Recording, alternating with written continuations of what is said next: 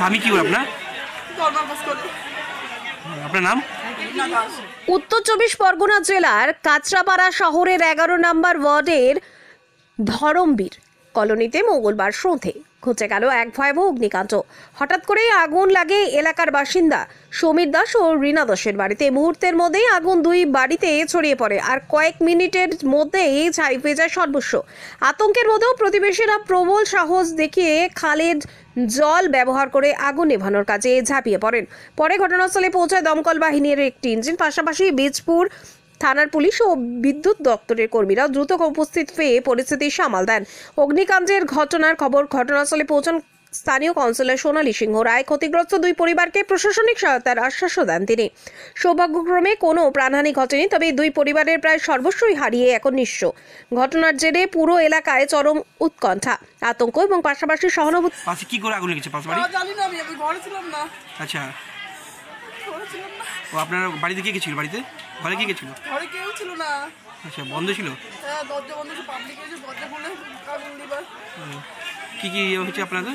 সব বিছনা, সব ঘরে কিচ্ছু নাই। সব ডকুমেন্টস পুড়ে গেছে, সব শেষ। স্বামী কি করে আপনার? দরবার পাস করে। আপনার নাম? না দাস। রীনা দাস। তার সঙ্গে 8:30 নাগাদ খবর পেলাম। আচ্ছা, তো বাড়ি থেকে এখানে আসতে, স্পটে আসতে যেটুকু সময় লাগে সেটুকু সময় লেগেছে। তার আগে যে পাড়া প্রতিবেশী রয়েছে, আশেপাশের লোকজন ছিল, খাল থেকে খালে নেমে জল দিয়ে আগুনটা আয়ত্তে এনেছিল। তারপরে দমকলকে ডাকার সাথে সাথে তারাও এসছে স্পটে, তারাও হাত লাগিয়েছে।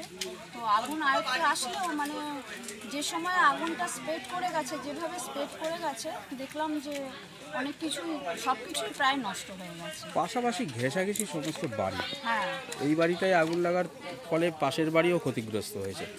কি বলবেন এই বিষয়ে? এখানে এরকম সব পাশাপাশি গায়ে বাড়ি, যে কোনো দুর্ঘটনায় আজকে ফায়ার ব্রিগেড গাড়ি ঢুকতে পারলো না।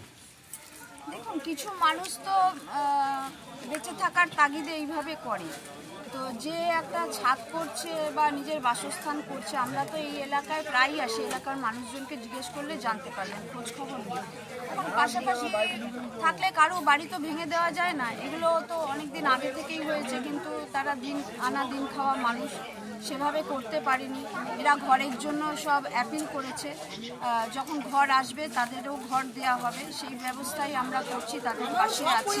কিন্তু যেহেতু এটা বেড়া দরমা দিয়ে বাঁশ দিয়ে, তো সেই জন্য আগুনটা খুব তাড়াতাড়ি স্প্রেড হয়েছে। সিমেন্টের হলে হয়তো এত কিছু হতো না, হয়তো তোষক ফোষক বালিশ কাপড় জামা এগুলো পুড়তো, কিন্তু সেইভাবে পুড়তো না। কিন্তু এটা দরমা বেড়ার বলে সেটা একটু আগুনটা বেশি ক্ষতিগ্রস্ত করেছে আর কি।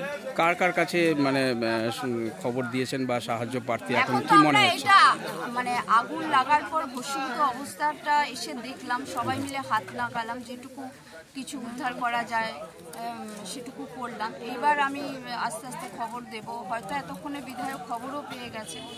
তো আমাদের বিধায়ক আছে, পৌরপ্রধান আছে, তাদেরকে জানাতে হবে, কারণ এই যে ঘরটা পুড়ে গেল, একে একটা সরকারি ঘর দেওয়ার ইমিডিয়েট ব্যবস্থা করতে হবে।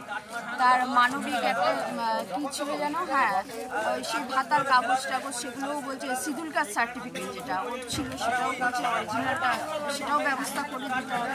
কিছু ব্যবস্থা আমাদের বিধায়কের হেল্প লাগবে, আমার সীমিত ক্ষমতার মধ্যে আমি যেটুকু পারবো, আর বাদ বাকিটা ওনারা আছেন, ওনারা দেখবেন, নিশ্চয়ই তাদের খবর দেওয়া হবে।